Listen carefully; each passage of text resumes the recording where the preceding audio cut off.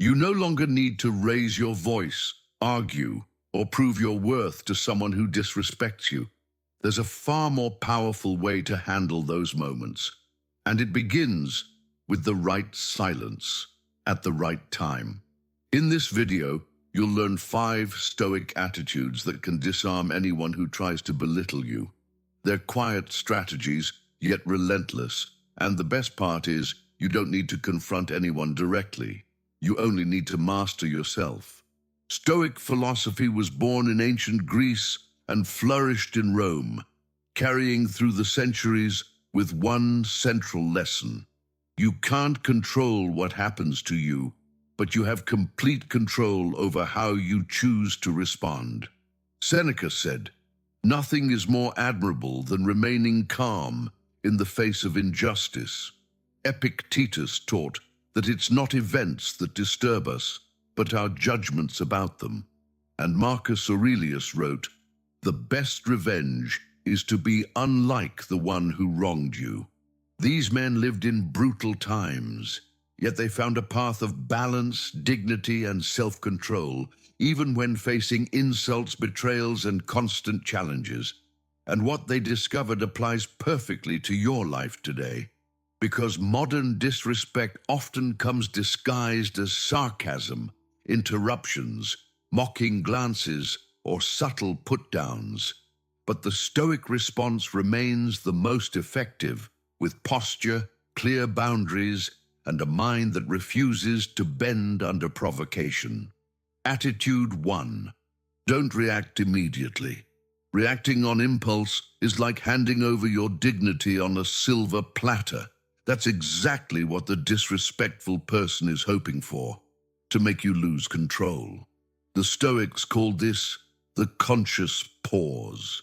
It's the moment you take a deep breath, count to 3, and remind yourself, it's not about what they do to you, it's about what you do with it.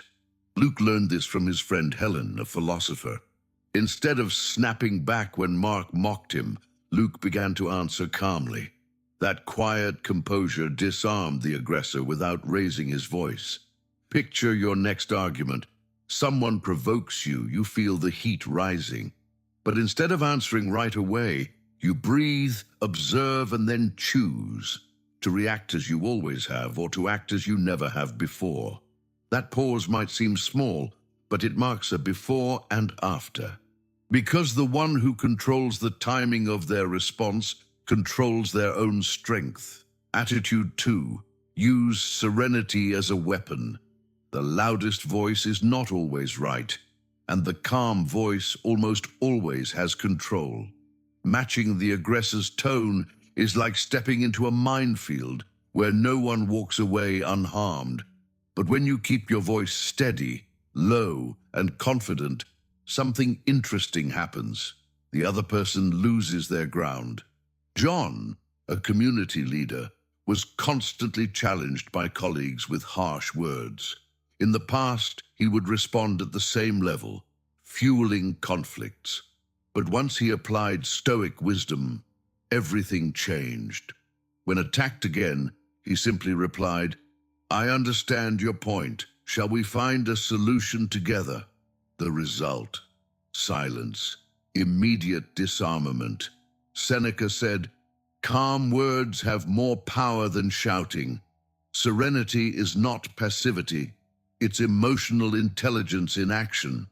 It's like a sharp blade that cuts quietly but with precision.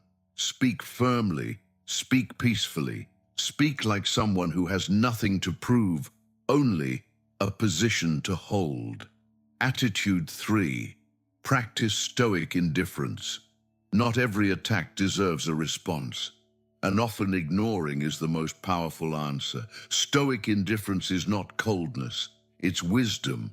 It's the ability to look at a provocation and think, does this really matter to the person I want to be?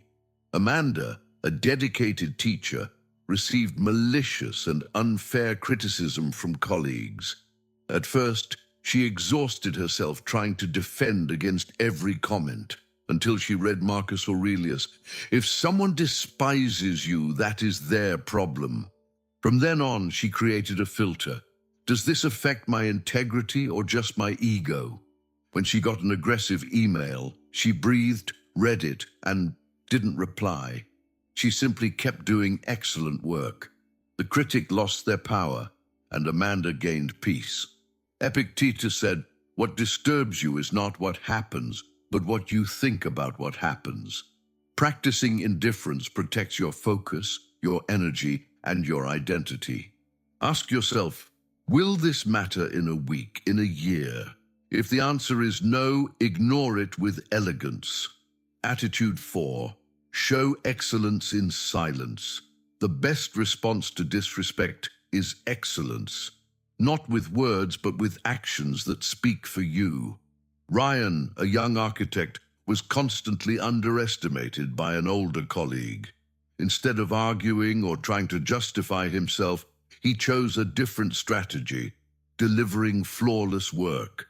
Inspired by Epictetus, who said, "Don't explain your philosophy, embody it," Ryan began refining every project to the smallest detail. Over time, his results shone so brightly that even his superiors began praising him directly. The critical colleague fell silent in the face of undeniable evidence. Marcus Aurelius wrote, "The reward of virtue is to be in harmony with it." Silent excellence has that power. It commands respect without raising your voice, without confrontation. When someone tries to belittle you, don't try to prove you're good. Be good. Excellence is a light. It doesn't argue. It simply shines. Attitude 5. Seek self-knowledge before any reaction. Every provocation that shakes you reveals a wound that hasn't healed yet. That's why, before reacting to others, you must look inward. Julia was a young and competent doctor, yet every criticism devastated her. She began to realize her reaction came not only from the criticism itself, but from old insecurities she had never faced. After reading Marcus Aurelius, "No one can escape from themselves," she began a process of self-reflection. Whenever she felt triggered, she asked herself 3 questions. What am I feeling? Where is this coming from? What does this say about me? Over time, she learned to distinguish constructive criticism from empty attacks. And she discovered something powerful. When you know yourself, no one can define you from the outside. Seneca said, "No one can approach wisdom without first understanding themselves." Self-knowledge is invisible armor. When you understand your pain, your strengths, and your limits, you no longer react on impulse. You choose. And the one who chooses consciously leads even their own emotions. You've just learned 5 stoic attitudes that not only disarm those who disrespect you, but also shield your peace, your strength, and your identity. Maybe tomorrow someone will test your limits. Maybe a criticism or a mocking glance will come your way. But now you have tools. And more than that, you have awareness. Remember Luke, Helen, Amanda, Ryan, and Julia. None of them needed to win with shouting. They all won with presence, composure, and a posture that spoke louder than any provocation. Seneca said, "The soul becomes stronger by resisting blows." And Marcus Aurelius added, "The best revenge is to be unlike the one who wronged you." Now I want to hear from you. Which of these 5 attitudes resonated with you the most? Which one do you need to practice more in this phase of your life? Share it in the comments. And if this message spoke to you, like this video, share it with someone who needs to reclaim their power, and subscribe to Stoic Spring to keep walking this path. Peace doesn't come from others being silent. It comes from your ability to keep the silence that matters.